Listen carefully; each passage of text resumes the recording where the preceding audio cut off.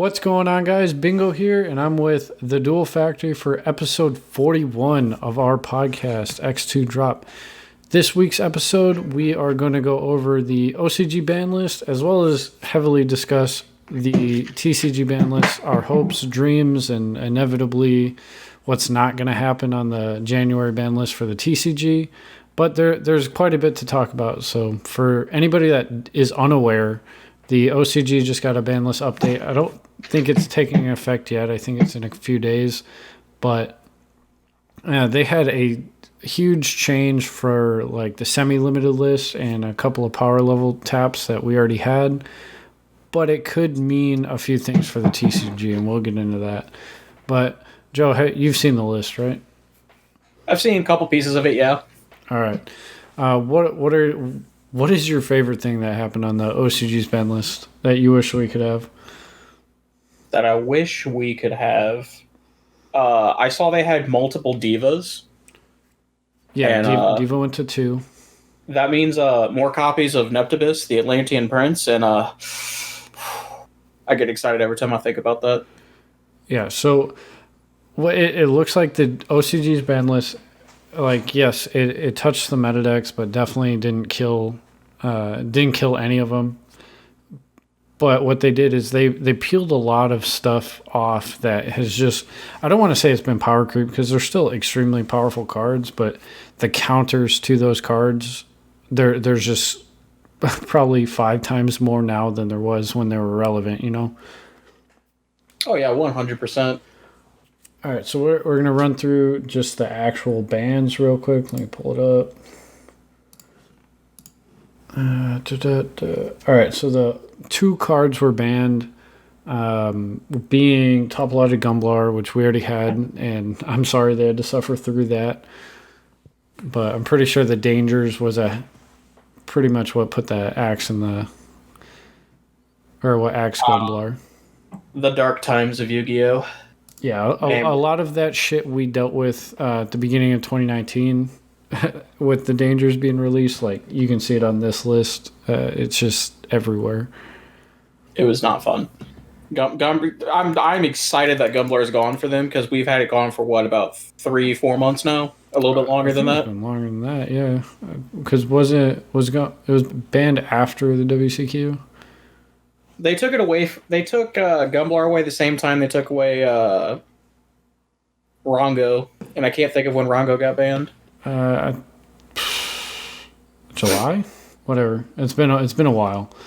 And then Outer Entity Azathoth, which I wish the TCG would do, but they just keep hitting enablers, and then the card finds a way to peek back out. The reason I want this card banned instead of like the rank up spell and everything else that's like was with it is so that I could get fucking Satellar Knight Ptolemaeus back. No, yes. Absolutely not. But it'd be cute. But I mean, see, I don't know how. Oh, go ahead. Go ahead. But see, I don't know how I feel about Azathoth because, like, I could understand probably an OCG lane because their meta is different than ours. But say we reflected it back to our format, right? Yeah. There are a lot of high impact hand traps. One of them being Nibiru, the Primal Being, which I've been watching the Pro Play Tour today for just something to watch because it's my day off, and I've been watching people get rocked left and right, and it's just that's one of the best answers to that one card in our format. So over here, I'd be a little nervous for it to go away because decks that have an itch in making rank 4s have a way to play around that card without having to main deck stupid cards or unnecessary like deck fillers. So that's kind of my thought on it. Now, that being said, I hate it when I get Azathotted. But, I mean, it's just part of the game at that point. Yeah, it's never a healthy card in any context. Like, it was huge in Danger, Dark World, FTK. The Lunalight Orcus deck would abuse it just to ensure, just to play around Nibiru because it takes 5 summons to get to Azathoth, right? It's like 1, 2, 3, 4. No, it takes 4. In the Lunalight Orcus deck, you can do it in 4. Guard Dragon Crusadia, when you were still able to play that deck, was doing it, but it took 5 summons. So every deck is different, but But if you can do it, it puts you at this unhealthy advantage because we have all these counterplay mechanics built for helping going second because everybody knows it's hard enough as it is. And then this card just shuts them off. Like you could open two hand traps, and if they don't stop them from getting to Azathoth, so you're just screwed. And a deck that is built to do that has so many extenders that it probably doesn't matter anyway. But they're lucky enough to get that card banned. I wish we would follow suit. And those are the only two banned cards. So the limited section, beginning of the end, which I'm really surprised this didn't happen for us. That card's insane. Yeah, like that card's actually insane. Since I've been playing, it's only been relevant one time, and that was the Danger Dark World FTK. I'm really surprised that it's not played more, but I guess I forgot you didn't play in 2014-15 when I remember when BA decks were like 30 monsters and then like the rest of them were power spells and people were catching on to the beginning of the end and they just draw more BA cards. Oh my god, that was disgusting. Yeah, that is, if you can activate that card, it's the best draw card in the game, right? Oh, it's insane. You just get 3 free cards for banishing cards you weren't going to use anyway. Like, it's broken. Yeah. So, good for them, I guess. They're not very happy with the combo variants, but I don't think the card is that relevant in the TCG because, like you said, Nibiru and anti-combo, it really is pretty difficult to not just lose to Nibiru, like, outright, and then let's say you got 4 Darks Engrave or something. I don't know. It's just combo isn't as relevant right now, but it will be again one day. At some point. We'll see, but I think that OCG is right to put that card at 1. Now, I don't know if the TCG will follow at any point, but I think they're definitely right to do that. Yeah, it's just funny to me how they'll put that card at 1, but Card of Demise, which is way easier to activate and honestly way more frustrating, is just fine. Oh, 100%. 100%. And the only other limited card is a peel-off, and that would be Zodiac Trident, which I am so jealous of the OCG format for having this. I really, really hope we get it back so Zoo can actually play. But Trident is still a good card, but without Rod Bull and without an archetype-specific Link monster, it's just going to be a fun, like, casual deck.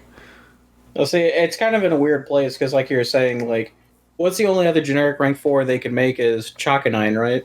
Yeah, Chakanine. What is good about Trident is there is a way you can detach without Rapier or resolving Thoroughblade. So, I mean, there's a couple of cute things you can do, but you can't end double Trident because you only have 1, right? I don't know. I'm like you. I was a big fan of Zoo format, but that card being peeled off kind of scares me a little bit because there's someone's going to figure out some way to break it. Like they're just going to. It's inevitable.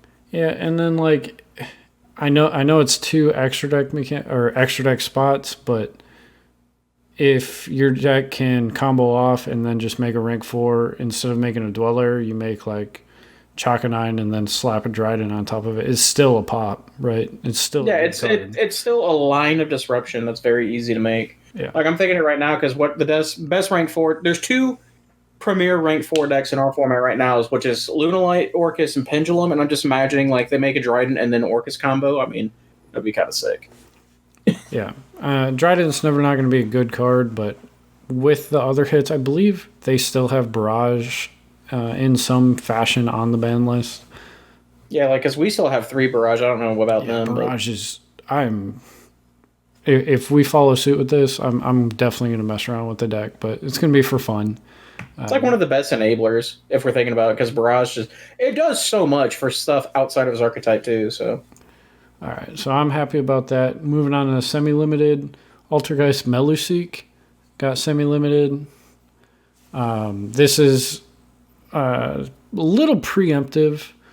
It's really weird. They just got the new Altergeist card announced. Do you know what it does? I saw Doug Zeef posted something about it, but I haven't read or what it does yet. Yeah, so it's basically that Cyberse monster that if you are to link summon a what's it called? Fucking Altergeist Link monster, you can use that card from your hand as material. Wait, what? Yeah, so if you got Meliseek on board and you have that in hand, you can just make Hexia. That's free. Yeah, but that's free. That affects once per duel, and so is the other effect that honestly I forget what the fuck it is, but it adds itself from grave to hand. And that's once per duel as well. That's it. But that's a free. See, I don't know how I feel about that, but I don't know. Making Hexia turn one's pretty solid, and that just makes it easier. Yeah, and Altergeist, it's just really weird that they semi-limited this card pretty much before it even got to play. But I'm not going to complain. I'm not the biggest fan of playing against Altergeist, specifically because I hate Protocol. Whatever. I enjoyed it for a little bit, but I mean, yeah, it's a fun deck, but I don't think it's not my playstyle. Galatea is semi-limited. Why? I don't know. Makes you lose to DD Crow a little bit easier, but you still have multiple Galatea, and that's a big problem. Like they have everything, and then spoilers. Harp is also semi-limited, but like those don't matter. I mean, yeah, you have less copies of Harp, but like you only need one to play. Yeah, it doesn't really do anything. It's a little frustrating to see it, but I really hope the TCG just fucking cuts the deck and just moves on. But if they do that, we're just going to be left with Thunder Striker. So I don't know. See how it goes, but I mean, I don't know. It's a slap on the wrist for a deck that's still going to be. It's still going to be prevalent. I mean, that's all there is to it. Yeah, unfortunate. Deep Sea Diva peeled off to 2. It was. This is nice. I don't actually know what the new Diva or Deep Sea cards do that were revealed. I didn't watch the video because I didn't really care. Do you know? I was watching the video with Lithium and stuff like that. It makes playing around Nibiru very, very easy. Like, very easy. Does it, like, negate something? They can't respond to something? A lot of them allow you to look at your opponent's hand, and then you get to peel one out of it and banish it. And then it returns at the end of the turn, I believe. But, I mean, like, you could just, like, take a peek at your opponent's hand, pull out the Nibiru, and then proceed to say... And then you can decide if you want to Molan Glacier them and all that fun stuff. Like, it does a lot for the deck. And I'm excited for the new Deep Sea cards to come out. And I think if we had multiple Diva...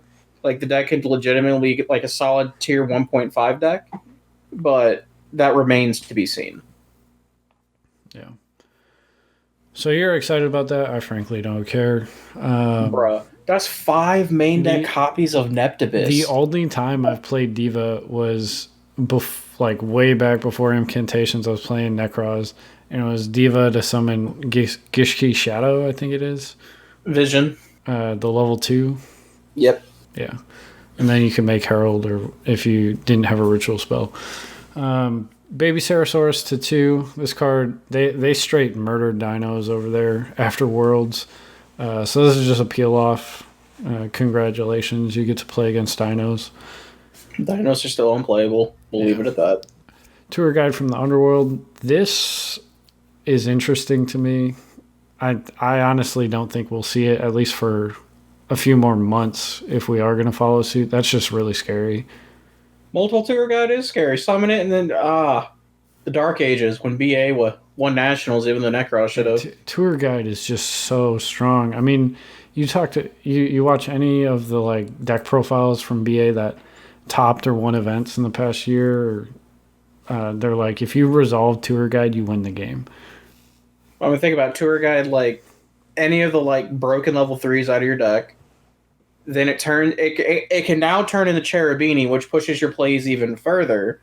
Like, yeah, toolboxes any card you need out of the deck. Like if you need Alec, if you need what's Libic to extend further, or the one that bounces. Was it Calcab that bounces? Calcab, Barbar.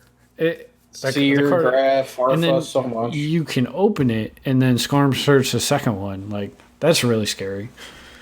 It's like the whole case. If any of you guys were Naruto fans watching Shippuden, they stopped one meteorite, but how do they stop the second? Like, come on. All right, and then Mathman to 2. This is a peel-off, I believe, for the OCG. Yeah. Yeah, so, I mean, cool. Another Foolish Burial. Necros of Unicorn, this is the last card remaining on theirs. And our list, excluding Jin. I know we all think it's a Necros card, but it's not. This would do wonders for the deck. Not saying it'd be tier 1, but this would make a massive difference. It would increase the consistency of the deck. It'd give you more grindability because now you have two unicorns in circulation. It would be a lot more prevalent rogue strategy for sure. Just I know people think the floodgate mechanic of Unicorn is the best part, but the adding back is huge. Like, and you can like add back Shrit, cycle, summon the Unicorn with the Shrit and search, like, and then you could mirror summon the Trish that you search off the Shrit. Like, it adds so much more you can do, but that you can't do with one Unicorn because you have to end your first turn with Unicorn on board or you're just going to lose the game. Right. And then I think if that were to happen in our format, the problem would be is people make the complaint, like you were saying, like it's a floodgate.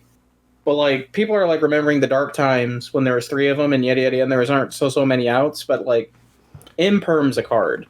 Yeah, Imperm it's 2,300. Yeah, they have Valk, but 9 out of 10 times they search it. A lot of the lists are opting to play 1, maybe 2 Valks right now.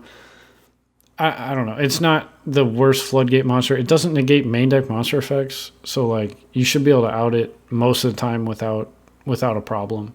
With ease. With ease. Exactly. Thunder Dragon Roar. This is they didn't they limit this card? Or I know they limited Dark. Okay, no, I think they're just trying to kill Thunder Dragon because Hawk's at 1, Colossus is at 1. I don't know. They're not a big fan of that deck over there. Sorry, Thunder Dragon players. Salamangreat Circle to 2. This is just us, but not as bad, so cool. Mind Control to 2. This card, this at 2 is just really annoying. Like, this card in Master Rule 4 in the mirror match is just insane. Like, Mind Control's broken. I do not think this card is healthy at 3 anymore. Like, could you just jumping back to Zoo? We had 1 Mind Control and people would play it just because it forced the interaction, like in the mirror match. Because if they let it resolve, they lose because they lose their boss monster. They don't get the effect, so they just pop their own fucking card. I still remember times when Mind Control was at the same power level as Vanity's Emptiness when it was at 1, and people would agree to side it out because they thought it ruined the match. Like, and now we have 3 of it. Like, and in Master Rule 4 in the mirror match. So if your Link monster like Orcus needs 1 monster plus an Orcus monster, like. It's just crazy. Or mind controlling in the Sky Striker mirror match. It's crazy. Like, it's insane to think that Konami or whoever decides to ban list, like, oh, let's put this card in multiples. It'll be okay. It was never okay. It's like the Snatch Steal. when they did it, I think it was fine because we really didn't have any good Link monsters that we could use it for. Obviously, there was a large period where it was at 3 and it was like messed around with and teched, but it really wasn't in a lot of the conversation.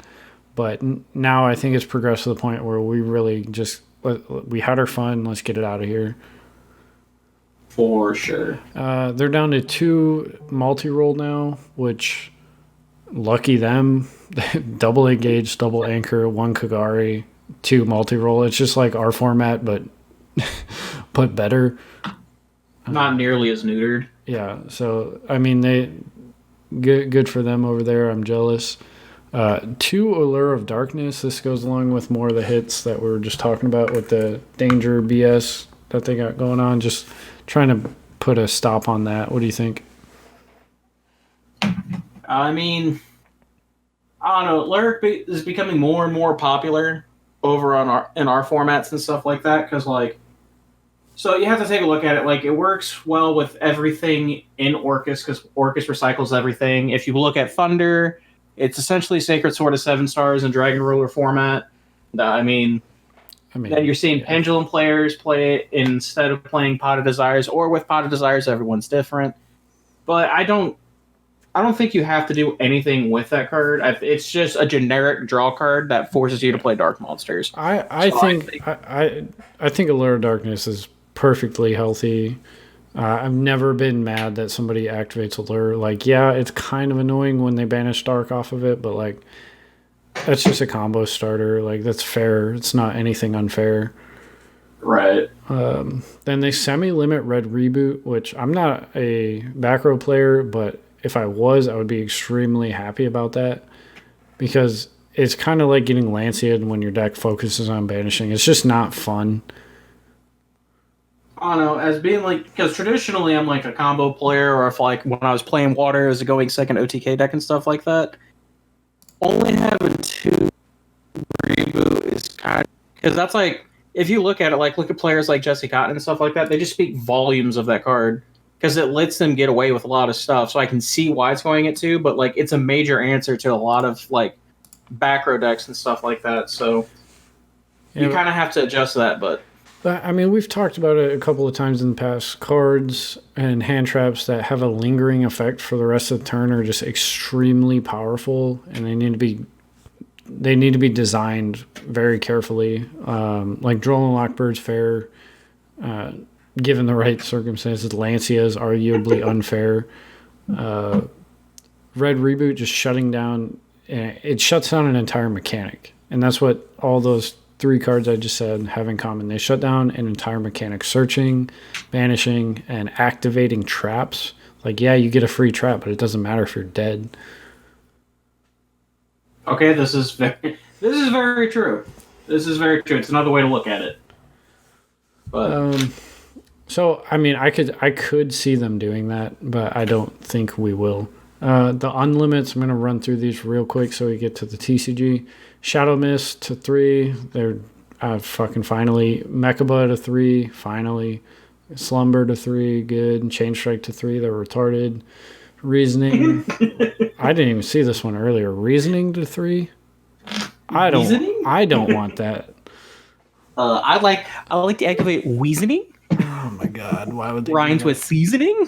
Let's just. Weasoning? No, I'm just... Alright, I'll stop. There's nothing fun about an Infernoid player milling a bunch of cards. Anything I could do to stop that from happening, I will. Draco face off to 3. I told you it was fine. You didn't believe That is not okay. It is fine. It is not okay. But that's cool for pendulum decks, but fuck pendulum decks.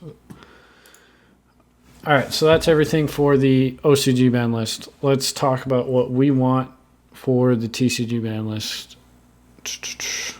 Let's hear your thoughts first while I adjust something.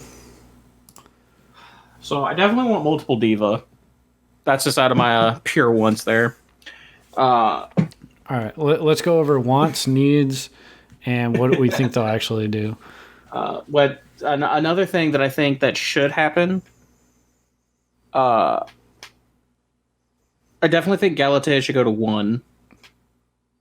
I think that solves a lot of the problems in the format where the deck's not completely neutered. It's still playable, but you're not having... Because the big problem here is, like, I don't think it's necessarily, like, Skeleton, Summon Dengirsu, like, on your opponent's turn and stuff like that, and I'm not thinking, like, Babble. It's just the fact that, like, your opponent can make a Galatea, do this to, like, overlay Dengirsu, and then just make another one so that way they have a live interaction in the graveyard and a live counter trap.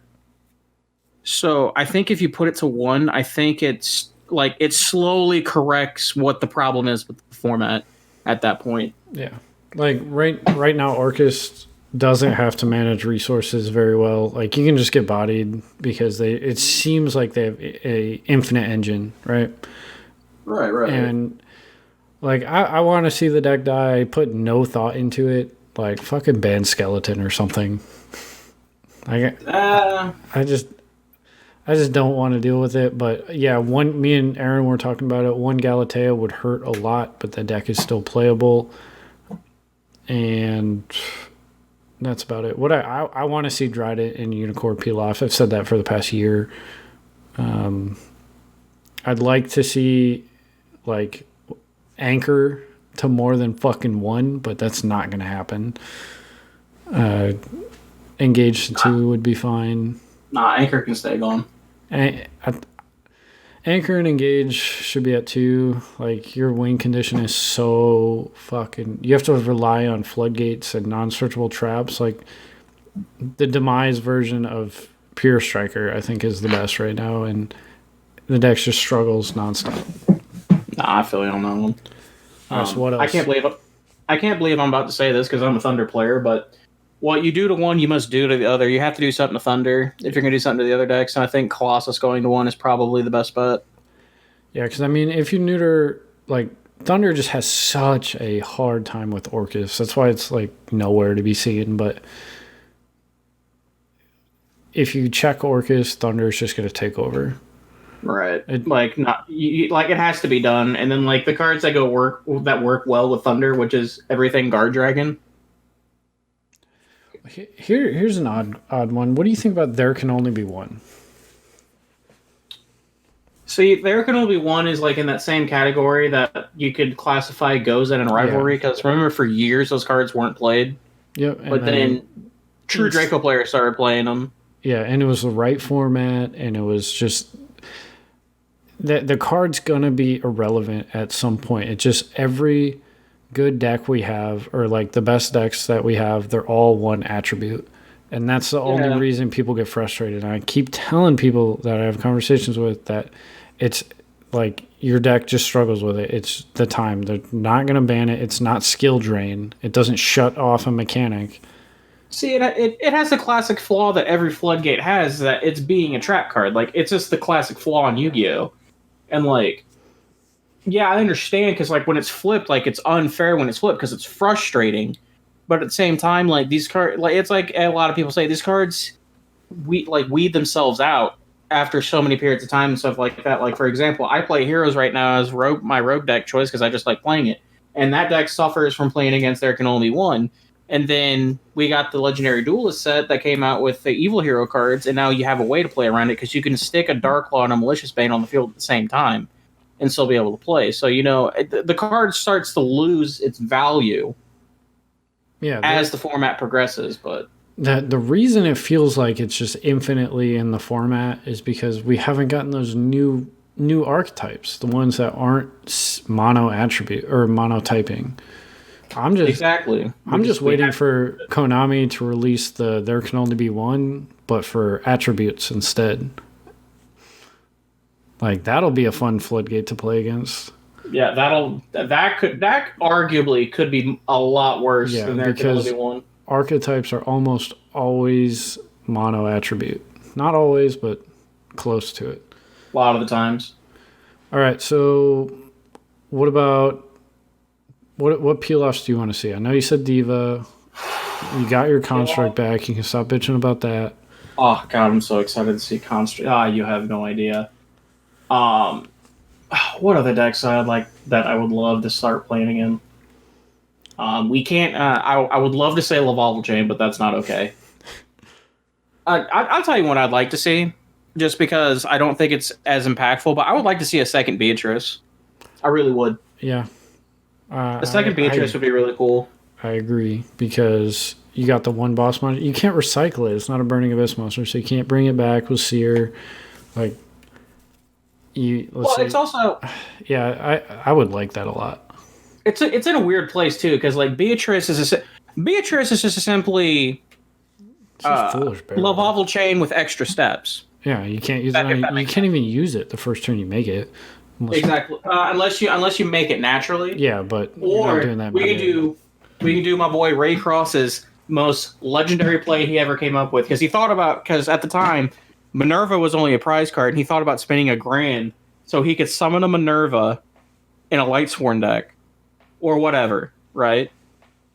Then activate Rank Up Magic Astral Force to turn it into a Beatrice.